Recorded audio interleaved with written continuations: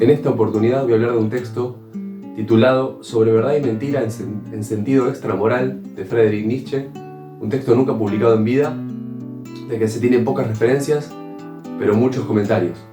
En este texto, el filósofo intenta relacionar todo lo que tiene que ver con el lenguaje, el concepto de metáforas que nos creamos, con el simbolismo que les ponemos a las palabras, según el filósofo,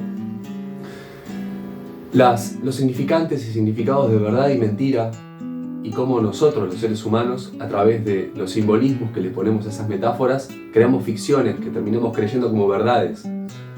Y desde ahí, toda esa fuerza de verdades autoimpuestas generan vínculos de poder.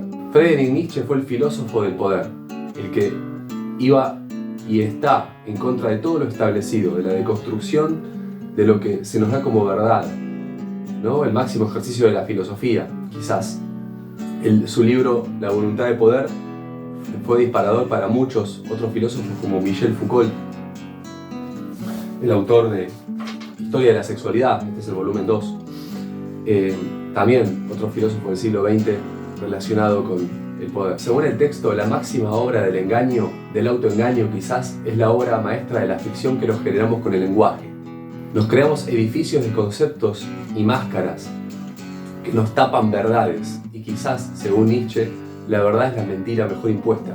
Según el texto, Nietzsche pregunta, literal, ¿qué es entonces la verdad?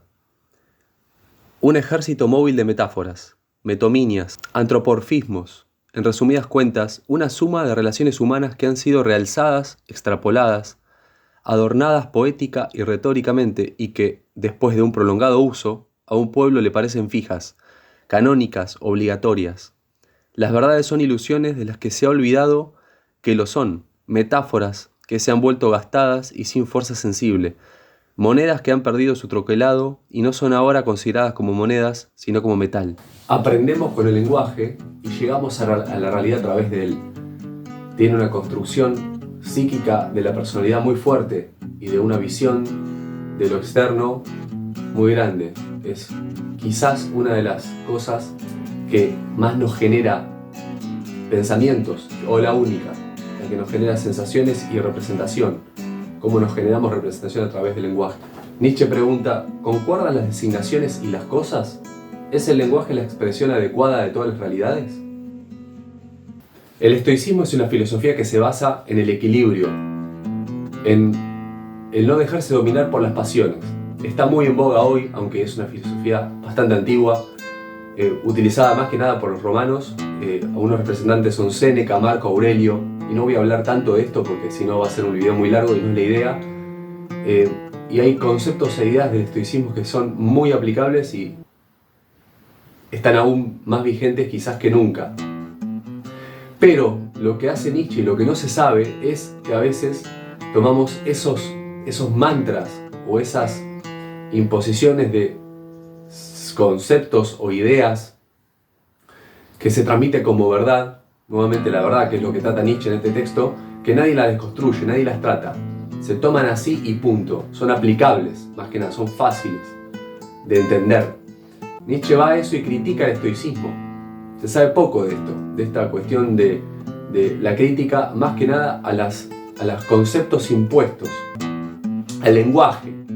Y es donde ahí, para mí, hay que interpretar este texto, no quizás la dureza contra el estoicismo, sino contra las ideas autoimpuestas en general, lo que tomamos como canónico, como establecido. Nos genera el lenguaje en nosotros verdades inamovibles y nos movemos en base a ellas. Y Nietzsche hace un parate y juega con eso, juega con esa autoficción que nosotros mismos nos imponemos. Leo literal al final del texto, según Nietzsche.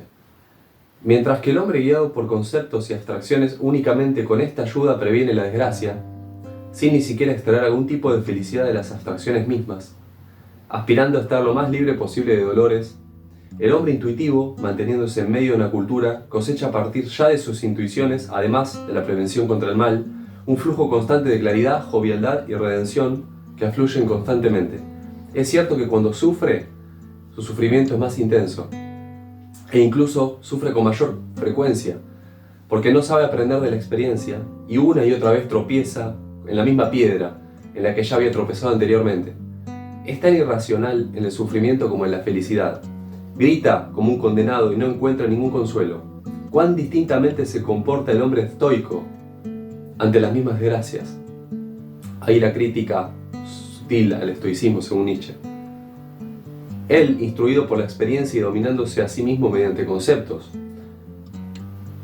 Él, que solo busca habitualmente sinceridad, verdad, emanciparse de los engaños y protegerse de las sorpresas seductoras, ahora, en la desgracia, como aquel en la felicidad, lleva a cabo la obra maestra de la ficción. No presenta un rostro humano que se contrae y se altera, sino, por así decirlo, una máscara, con digna simetría en los rasgos. No grita, ni siquiera lo más mínimo altera el tono de voz. Cuando todo un chaparrón descarga sobre él, se envuelve en su capa y se marcha a paso lento bajo la lluvia. Sobre verdad y mentira en sentido extramoral.